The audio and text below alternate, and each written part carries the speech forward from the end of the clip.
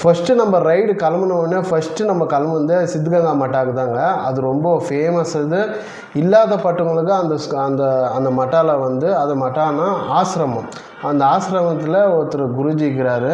அவர் வந்து 111 வருஷம் வரைக்கும் உயிரோடு இருந்து அங்கே இருக்கிற 12,000 பசங்களை அவரை ஃப்ரீயாக படிக்க வச்சுக்கிறாங்க. சாப்பாடெல்லாம் ஃப்ரீ. அங்கே 3 வேளை சாப்பாடு ஃப்ரீ. அந்த மட்டாக்கு தான் நான் போயிருந்தேன். அதாவது அந்த ஆசிரமத்துக்கு தான் நான் போயிருந்தேன். அங்கே பார்க்கும்போது அவ்வளோ அழகாக இருந்துச்சு. என்னன்னா அந்த வீடியோ வந்து அது என்ன ஆச்சுன்னே தெரில. அந்த வீடியோ மிஸ் ஆகிடுச்சுங்க.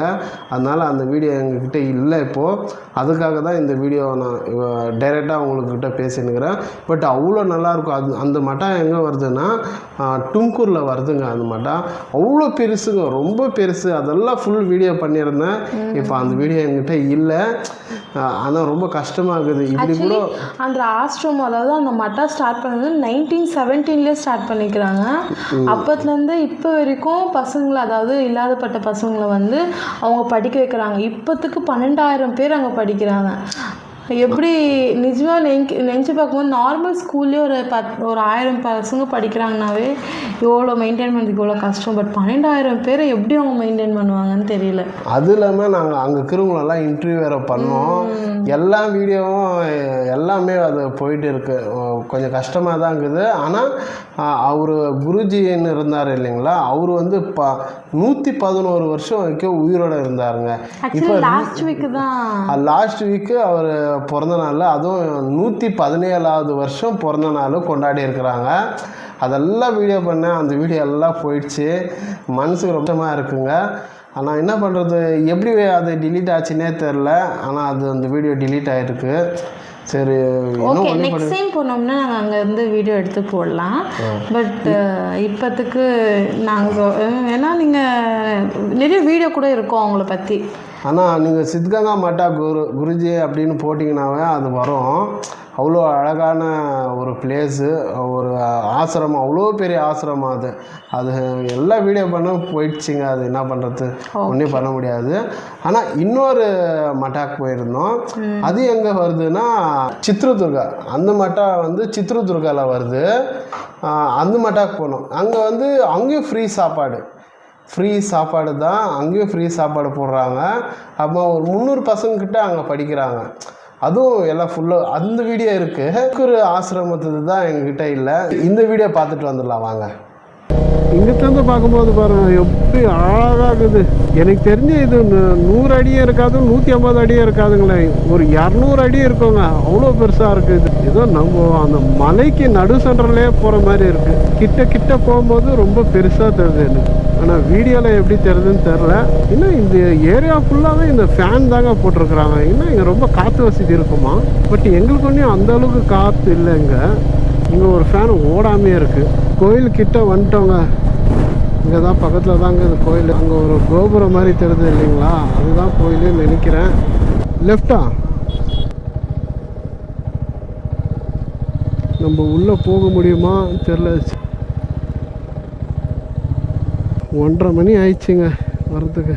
எங்கன்னா தான் பார்க் போடணும். இப்போ நம்ம எங்கே வந்திருக்கோன்னா சித்ரதுர்காவில் முருகா ராஜேந்திரா தாங்க வந்திருக்கிறோம். அங்கே சித்தகங்கா மட்டா எப்படியோ அதே போல் தான் இங்கே பசங்களெல்லாம் நல்லா படிக்க வைக்கிறாங்களாம். அது இல்லாமல் இங்கே ஃப்ரீ சாப்பாடு வேறு போடுறாங்களாம். நம்மள மாதிரி ஆளுங்க போனால் கூட சாப்பாடு போடுவாங்களாங்க. அதான் நம்மளும் போய் ஒரு வாட்டி ட்ரை பண்ணலாமே எப்படி இருக்குன்ட்டு. பேக்கே எடுத்துக்கூடாதுன்னு இருந்தேன். வெண்டியில் ஒரு பேக் வச்சுருக்கிறேன் லாக் பண்ணிவிட்டு. பட் நம்மளும் இங்கே ஒரு பேக் எடுத்துன்னு போயின்னுக்குறாங்க. ஷூவெல்லாம் வச்சுருக்கிறேன். யாருன்னா எடுத்துன்னு போயிட்டா அவ்வளோதான். 2 ஷூ எடுத்துன்னுக்கிறேன். பட் இருந்தாலும் அது வேணும் இல்லையா. செப்பல் இங்கே விட்டு போகணுமா இல்லை ಎಲ್ಲಿ சார் ಊಟ ಹಾಕೋದು? இப்போ வந்து சாப்பாடு சாப்பிட்ற இடத்துக்கு போய்ங்கிறோம். அதுவும் ஷூ எல்லாம் அவுத்துட்டு போகணும்னு சொல்லிக்கிறாங்க. ஐயோ நிஜமா ஓடணும் ஜெய் ஐயோ ಅಮ್ಮ ಎಲ್ಲರೂ ಸ್ಲಿಪ್ಪರ್ ಪಟ್ನಾರಾಗ ಹಾಕೊಂಡು ಹೋಗ್ರಿ ಸರ್, ಅಲ್ಲಿ ತನ ಹೋಗ್ಬೋದು. ಎಷ್ಟು ದೂರ ಹೋಗ್ಬೇಕು ಇಲ್ಲಿಂದ? ಅಯ್ಯೋ ಅಯ್ಯೋ ಇವ್ರ ಪೇಚ್ ಕೇಟ್ನೆ ಕಾಲು ತುಡಿಸಿ ಹೋಗ್ರಿ. ಹ್ಞೂ ಪೇಚ್ ಬಿಸಿ ಇದೆ ಸರ್, ನೀವು இவர் பேச்சு கேட்டுன்னு நான் வேற ஷூ அவுத்து விட்டு ஐயோ கால் எரியுது உன் பேச்சு கேட்டு ஷூ அவுத்து வச்சு போனேன்.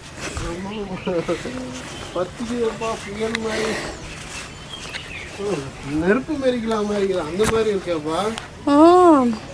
நான் வெகில் முதல் நாளே இந்த சோதனைனா இன்னொரு நாள், அதாவது இது சித்திரை மாதம் பிறந்திருக்குன்னு சொல்லுவாங்களே, அதுதான் இன்னைக்கு. சித்திரை பங்குனி வெகிலே கத்திரி வெகிலே எப்படி இருக்க போகிறோ தெரியல. இல்லை வேறு ஒரு ரைடிங் ஜாக்கெட் போட்டுக்கின்னு ரொம்ப கஷ்டமாக தான் இருக்குது. இந்த பேக் வர தூக்கின்னு முதல் நாளைக்கே இந்த சோதனைனா இன்னும் போக போக இருக்குது. போக போக எப்படியெல்லாம் இருக்க போகுதுன்ட்டு நீங்கள் தானே பார்க்க தானே போகிறீங்க. ஒன்றும் இல்லைங்க, நாங்கள் ஏன் நெக்ஸ்ட்டு மட்டாக்கே வரோம் அப்படின்னா, நிறைய பசங்க படிக்கிற இடத்துல வந்து உங்களுக்கு தெரியணும் இந்த இடத்துல வந்து மட்டாங்க இருக்குது, உங்கள் பசங்க யாராவது இங்கே படிக்கணும், ரொம்ப கஷ்டப்படுறவங்க வந்து பசங்களை படிக்க வைக்கணும்னு நீங்கள் நினச்சிங்கன்னா இங்கே கண்டிப்பாக எடுத்துகிட்டு வந்து நீங்கள் போடலாம். அதுவும் இல்லாமல் இதெல்லாம் ஒரு புண்ணிய பூமிங்க, இந்தியாவே ஒரு புண்ணிய பூமி தான். இந்த இடம்லாம் ரொம்ப புண்ணிய பூமி. ஒரு படிப்போ ஒரு அன்னதானமோ வந்து சாதாரணமாக யாராலையும் கொடுக்க முடியாது. அந்த மாதிரி இடம் வந்து இது ஒரு புண்ணிய பூமி இல்லைங்க. ஆமாம், படிப்பு கொடுக்குறாங்க இல்லையா, அது என்ன ஒருத்தர் 2 பேரா, எல்லாம் ஆயிரக்கணக்கில் பசங்க படிக்கிறாங்க. நாங்கள் சித்கங்கா மட்டாவில் 12,000 பேர். இங்கே எவ்வளோன்னு எங்களுக்கு தெரியலங்க. சித்கங்கா மட்டா வந்து ஃபேமஸ்ஸு, பட் யாருக்கும் முருகா ராஜேந்திர மட்டான்றது யாருக்கும் தெரியாது, எங்களுக்கும் தெரியாது. நாங்களே கேட்டுன்னு தான் வந்தோம். ஆமாம், ரொம்ப கஷ்டப்படுறாங்க, உங்கள் பசங்களை வந்து படிக்க வைக்க முடியல அப்படின்னு கஷ்டப்படுறவங்க வந்து நீங்கள் வந்து இங்கே கேட்டு விசாரிச்சுன்னு சேர்க்கறதுக்கு ட்ரை பண்ணுறதா இருந்தாலும் சரிங்க. கர்நாடகாவில் சித்ரதுர்கா. சரி வாங்க நம்ம போய் சாப்பிடலாம், பசிக்குது. இந்து முஸ்லீம்ஸ்னு எதுவுமே இல்லை பாருங்க, இது இந்து கோயில் தான். ஆனால் இங்கே முஸ்லீம்களெல்லாம் வராங்க, பார்க்கும்போது ரொம்ப சந்தோஷமாக தாங்க இது. ஜாதி மதம்ன்றது இதுலேருந்து என்ன தெரியுதுன்னா எல்லாம் ஒற்றுமை தான் இருக்கணும். மனுஷன் அவ்வளோதான், நம்மளுக்கு தெரிஞ்ச வரைக்கும் மனுஷன் அவ்வளோதான். இங்கே வந்து பிளேட் எடுத்துக்கணுங்க பாருங்க, ஃபுல்லு பிளேட்டு அடுக்கி வச்சுக்கிறாங்க. நம்ம இங்கே வந்து வாஷ் பண்ணிக்கின்னு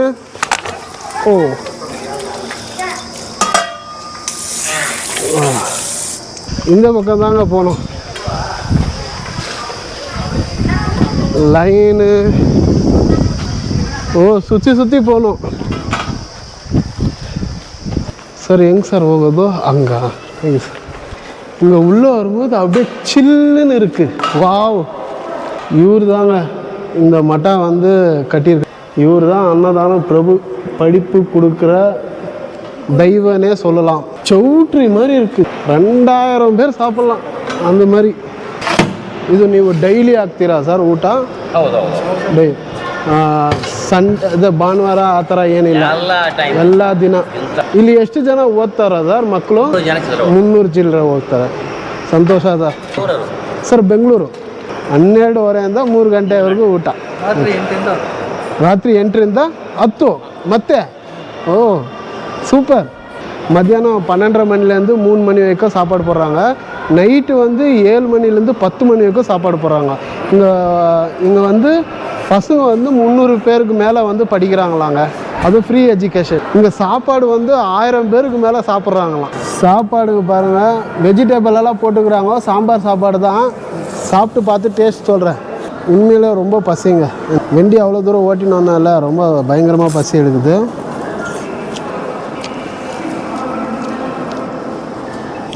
நல்லா வீட்டில் செய்கிற மாதிரி சாம்பாருங்க, வெஜிடபிள் போட்டு சூப்பராக இருக்குது. உண்மையிலே ரொம்ப பசி.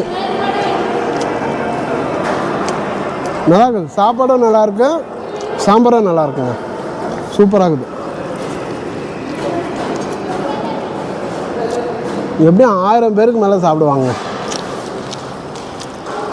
நல்லா இருக்குது, உண்மையில நல்லா இருக்குதுங்க.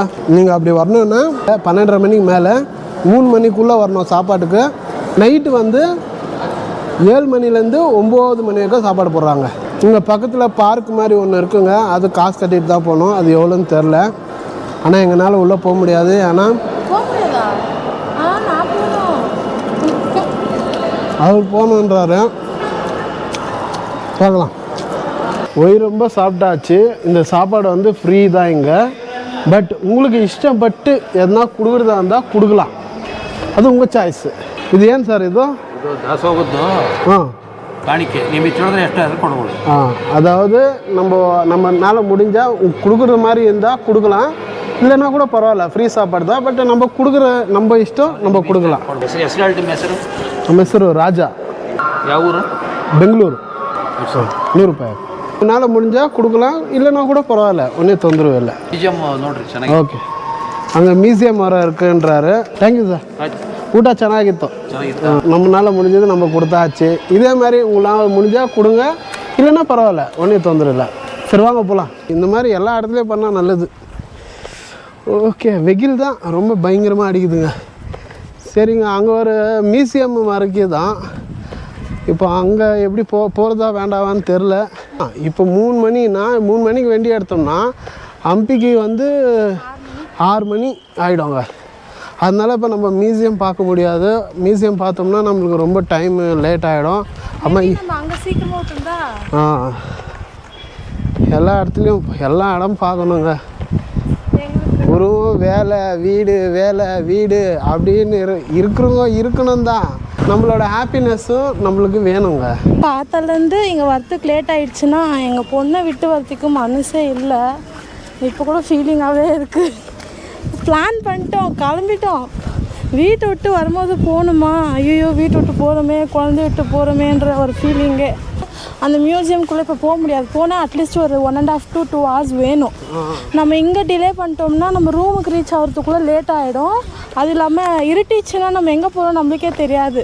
சப்போஸ் எங்களுக்கு ரூம் புக் பண்ணிட்டுக்கிறோம், அது கார்ட் செக்ஷனுக்குள்ளே இருக்கா இல்லை ஹைவேல இருக்கான்னு எங்களுக்கே தெரியல. அதனால தான் நம்ம சீக்கிரமாக ரீச் ஆகிட்டோம்னா. அது இல்லாமல் நேற்று நைட் நாங்கள் தூங்கும்போது 1 மணிக்குங்க. ஏன்னா எல்லாம் எடுத்து வச்சுருவோமா, ஏதாவது மிஸ் பண்ணிட்டு போயிடுவோமான்ற ஒரு பயத்திலே நைட்டெல்லாம் தூக்கமே வரல. காத்தால சீக்கிரமாக கிளம்பணுன்றதுனால சீக்கிரமாக ஏந்துட்டோம். கிட்டத்தட்ட ஒரு 3 hour ஆச்சு தூங்கி போலத்தான் இல்லையா ஜாய்? அது கூட சரியாக தூக்கம் வரல. ஒரு மாதிரி மனசில் ஒரு பயத்தோடையே சரியாக தூங்கலை. அதனால தான் சரி சீக்கிரமாக கிளம்புனோம்னா ரூமில் போய் கொஞ்சம் ரெஸ்ட் எடுக்கலாம். அப்புறமா வீடியோலாம் வேறு எடிட் பண்ணணும். இதுக்கு மேலே உங்களுக்கு டெய்லி ஒரு வீடியோ கொடுக்கணும். அதனால் சீக்கிரமாக ரூமுக்கு போயிட்டு நம்மளும் ரெஸ்ட் எடுத்துன்னு வீடியோ எடிட் பண்ணி நாளைக்கு மேபி இந்த வீடியோ வரும்னு நினைக்கிறேன். Okay bye. ரூமில் போய் பார்க்கலாம்.